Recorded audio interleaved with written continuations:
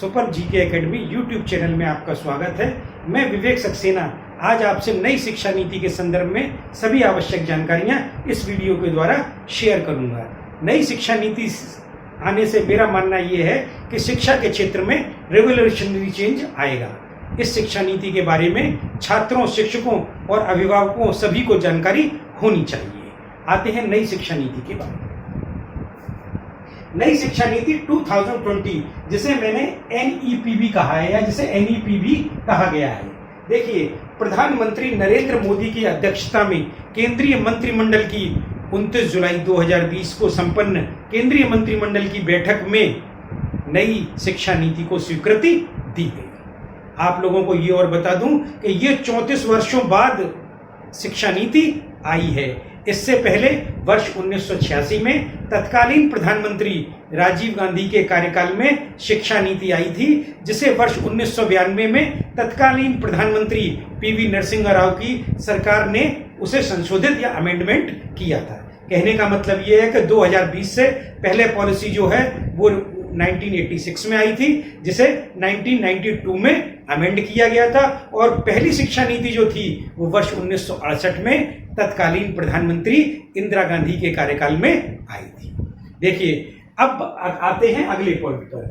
NEP 2020 का उद्देश्य शिक्षा की गुणवत्ता को बढ़ाना व रोजगार परक शिक्षा प्रदान करना है।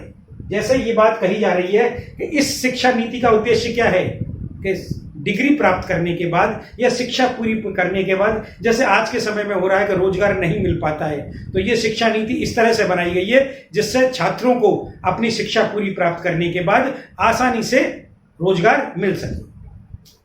अगला, इस नीति का मसूदा पूर्व इसरो प्रमुख के कस्तूरी रंगन की अध्यक्षता वाली समिति ने तैयार किया है।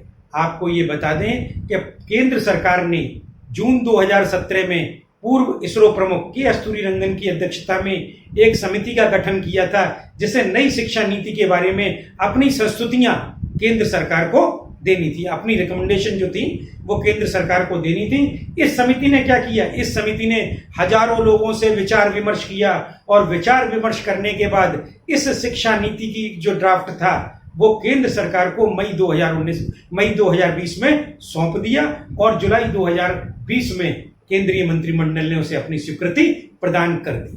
यहाँ पे एक बहुत ही इंपॉर्टेंट चीज जो है NEP 2020 में, वो मैं आपको बता रहा हूं कि नई शिक्षा नीति 2020 में मानव संसाधन विकास मंत्रालय, जिसे MHRD कहा जाता है, ministry of human resource development कहा जाता है, का नाम बदलकर क्या कर दिया है? शिक्षा मंत्रालय कर दिया है। ये एक बहुत बड़ा चेंज जो है वो नई शिक्षा नीति में किया गया है। क्या किया गया है कि मानव संसाधन विकास मंत्रालय का नाम बदलकर शिक्षा मंत्रालय कर दिया गया है। कहने का तात्पर्य यह है कि वर्तमान में केंद्रीय मानव संसाधन विकास मंत्री रमेश पोखरियाल निशंक जी को अब केंद्रीय शिक्षा मंत्री कहा जाएगा। अब आते हैं अगले पॉइंट पे। चूंकि ये इंपॉर्टेंट बात है इसीलिए मैं रेड से अंडरलाइन कर देता हूं। NEP 2020 में न्यू एजुकेशन पॉलिसी 2020 में शिक्षा पर कुल GDP का 6% व्यय करने का लक्ष्य निर्धारित किया गया है। ये नई एजुकेशन पॉलिसी जो आई है, इसमें सरकार ने शिक्षा पर कुल GDP का 6% व्यय करने का लक्ष्य निर्धारित किया है। मैं आप लोगों को बता दूं कि जितने भी विकसित देश हैं उनमें जो है वो शिक्षा पर कुल GDP का 6 से 7% खर्च होता है। और एक बात आपको बता दूं कि वर्ष 1968 में जब प्रधानमंत्री इंदिरा गांधी थी, तब जो शिक्षा नीति आई थी उसमें भी ये संस्तुति की गई थी कि शिक्षा पर कुल GDP का 6% व्यय किया जाए, लेकिन किसी भी सरकार ने शिक्षा पर कुल GDP का 6% व्यय नहीं किया। लेकिन अब वर्तमान केंद्र सरकार ने कहा है कि वो शिक्षा पर कुल GDP का 6% व्यय करेगी। अब आते हैं हम अपने अगले पॉइंट पर। उच्च शिक्षण संस्थानों में प्रवेश के लिए कॉमन एंट्रेंस एग्जाम का ऑफर दिया जाएगा। हायर एजुकेशन में अगर आपको प्रवेश चाहिए तो उसके लिए एक संयुक्त प्रवेश परीक्षा का आयोजन किया जाएगा। अब आते हैं अगले पॉइंट पे। वो भी बहुत ही इंपॉर्टेंट पॉइंट है। क्या है कि नई शिक्षा नीति में MPhil का कोर्स समाप्त कर दिया गया है। नई जो शिक्षा नीति आई है, न्यू एजुकेशन पॉलिसी आई है, उसमें MPhil का कोर्स पूरी तरह समाप्त कर दिया गया है। अब आते हैं हम अगले पॉइंट पर। एनईपी 2020 में वर्ष 2030 तक प्री प्राइमरी से उच्चतर माध्यमिक तक 100%। कहने का मतलब है नई जो एजुकेशन पॉलिसी है इसमें वर्ष 2030 तक प्री प्राइमरी से उच्च माध्यमिक तक बच्चों का जो नामांकन की दर जो है वो 100% का लक्ष्य रखा गया है और हायर एजुकेशन में बच्चों का जो नामांकन है या जो एडमिशन है उसका 50% का लक्ष्य रखा गया है। एजुकेशन पॉलिसी में सबसे ज्यादा जो बदलाव किया गया है वो स्कूली शिक्षा में किया गया है। स्कूली शिक्षा में अब क्या किया गया है कि 10+2 का पैटर्न जो है वो समाप्त कर दिया गया है। अब कौन सा लागू होगा? 5+3+3+4। कहने का तात्पर्य यह है कि पहले स्कूली शिक्षा जो थी वो कक्षा 1 से लेकर 10 तक होती थी तो उसे 10 कह दिया गया, फिर 11th 12th हुआ करते थे, तो ये टोटल जो हो गया वो 10+2 हो गया।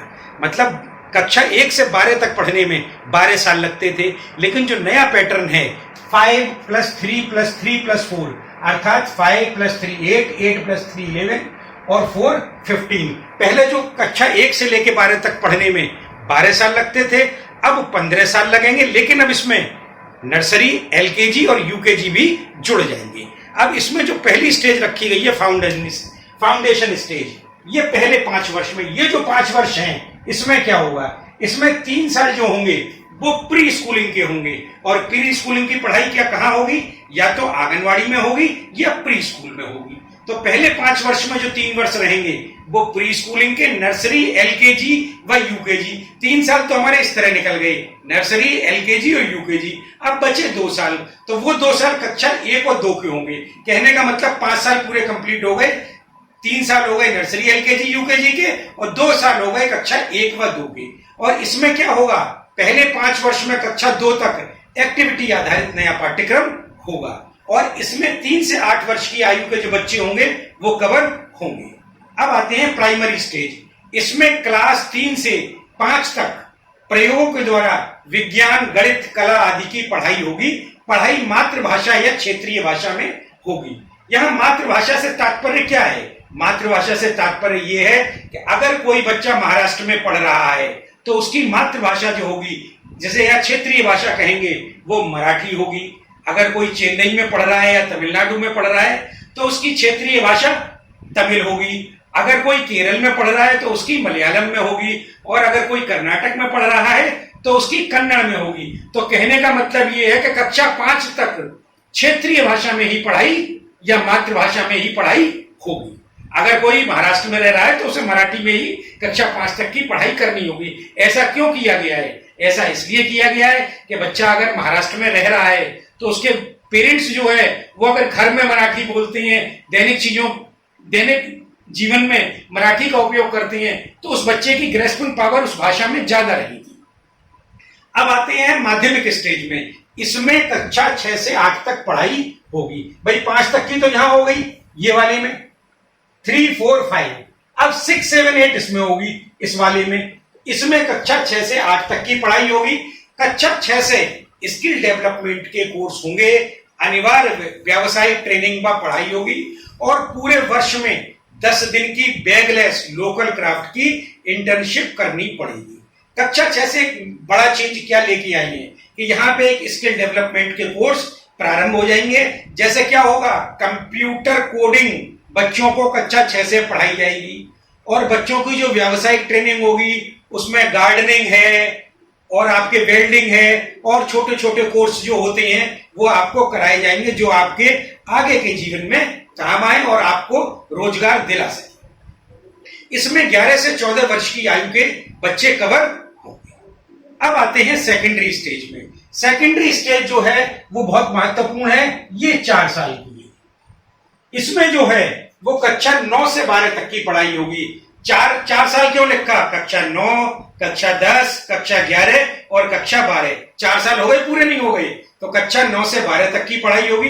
अब इसमें एक बहुत इंपॉर्टेंट चेंज क्या है कि पहले हमारे साथ क्या होता था कि 11th में हम चुनते थे कि हमें साइंस स्ट्रीम लेनी है या आर्ट स्ट्रीम लेनी है या कॉमर्स स्ट्रीम लेनी है। लेकिन यहाँ पे सेकेंडरी स्टेज में क्या होगा? हमें कक्षा 9 से ही हम अपनी स्ट्रीम को चुन सकेंगे।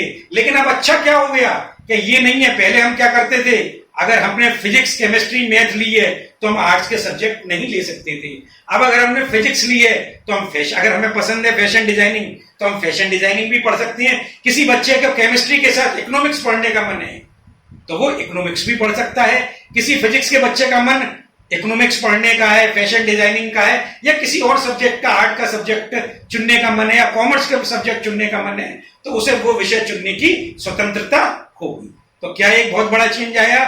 और इसमें क्या होगा, बोर्ड परीक्षा जो है वर्ष में, बोर्ड परीक्षा कब कब होगी इस पूरे पैटर्न में, 5+3+3+4 में बोर्ड परीक्षा 10th और 12th में पहले की भांति जारी रहेगी। लेकिन बोर्ड परीक्षा जो होगी वो वर्ष में एक बार के स्थान पर सेमेस्टर या 2 बार होगी और विषय चुनने की स्वतंत्रता होगी।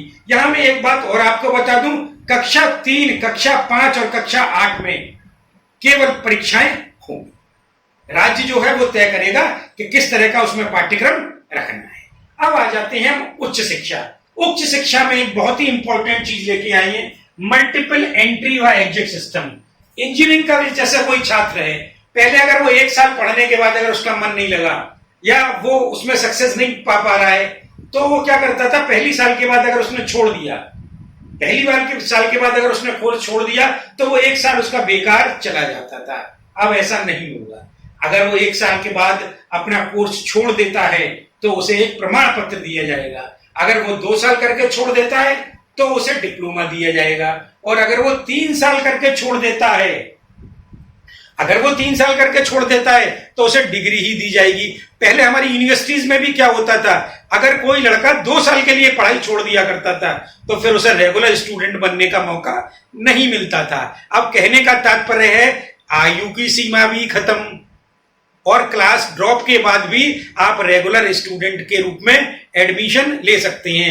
आप 3-4 साल नहीं पढ़े या आप कहीं और चले गए या आपने किसी और कोर्स को ज्वाइन कर लिया और बाद में आप इसमें आ जाओगे तो वो 1 साल अगर आपने पढ़ के छोड़ दिया है तो वो आपका 1 साल कतई बेकार नहीं जाएगा। एकेडमिक बैंक ऑफ क्रेडिट बनेगा, उसमें आपके हर साल के नंबर जो है वो रखे जाएंगे और बाद में ये डिजिटल विधि से होगा और बाद में फाइनल ईयर में आपके वो अंक जो है वो उसमें जोड़ दिए जाएंगे और दिखाई आपको पड़ेंगे। तो ये बहुत अच्छा सिस्टम लाए हैं मल्टीपल एंट्री और एग्जिट का।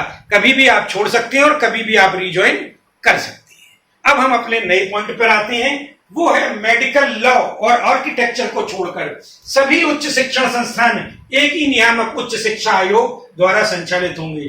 सरकार जो है शीघ्र ही उच्च शिक्षा आयोग का गठन करेगी, higher commission of education of India HECI का गठन करेगी। इसकी गठन का उद्देश्य क्या है? इस गठन का उद्देश्य ये है कि उच्च शिक्षा के लिए तमाम तरह से नियामक हैं, जैसे यूजीसी, ये यूजीसी सरकार खत्म कर देगी।